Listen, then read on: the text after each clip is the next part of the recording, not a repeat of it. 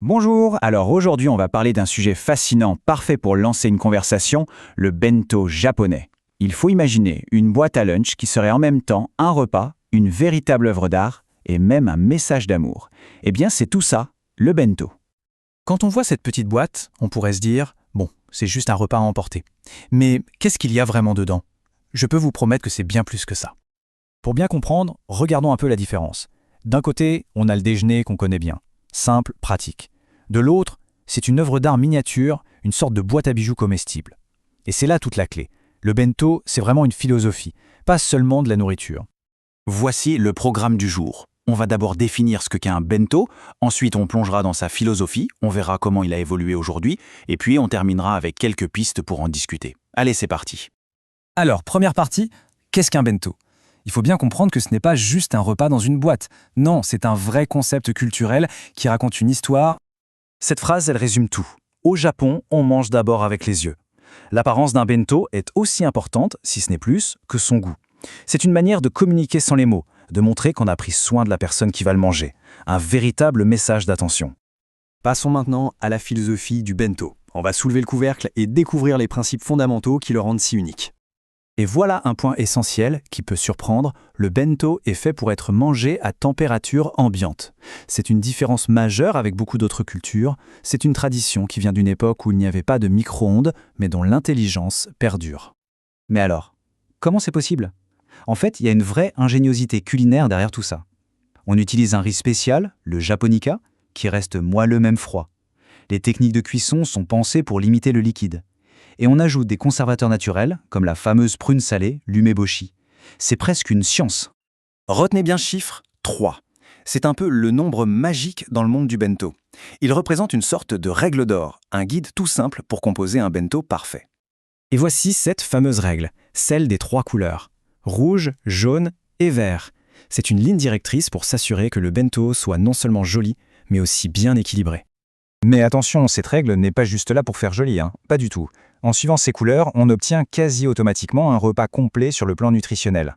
Le rouge comme une tomate pour les vitamines, le jaune comme une omelette pour les protéines, et le vert, des haricots ou du brocoli, pour les fibres.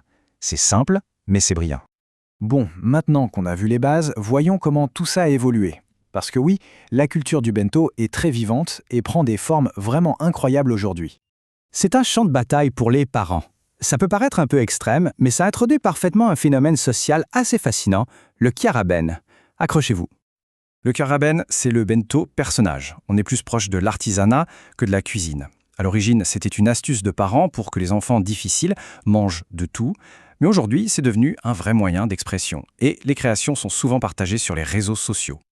Mais le bento moderne, ce n'est pas que pour les enfants. Il s'est aussi invité dans une autre expérience typiquement japonaise, une expérience de voyage. Et voici l'ekiben. Eki, ça veut dire gare, et ben, c'est le diminutif de bento. C'est donc un bento qu'on achète à la gare avant de monter dans le train.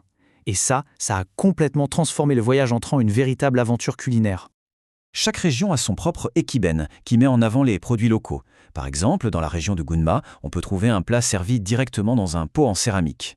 À Hokkaido, ce sera plutôt du calamar farci. Choisir son ekiben, ça fait vraiment partie des grands plaisirs d'un voyage au Japon.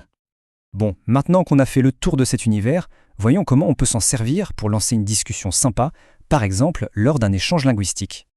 Pour commencer, voilà quelques mots et concepts clés à garder en tête. On peut parler de l'importance de la présentation, de la recherche d'un équilibre nutritionnel ou de cette idée un peu surprenante d'un repas qui se mange à température ambiante.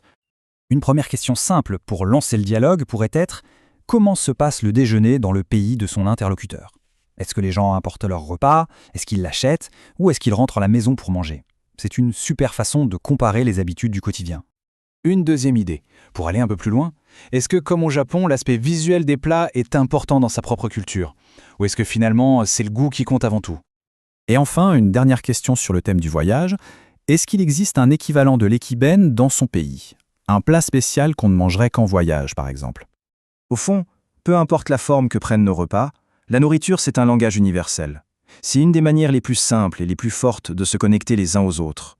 Alors, la prochaine fois que l'occasion se présentera, il ne faut pas hésiter à utiliser ces idées pour démarrer une discussion. Chaque repas est une chance de partager, d'apprendre et de créer un lien. Bonne conversation.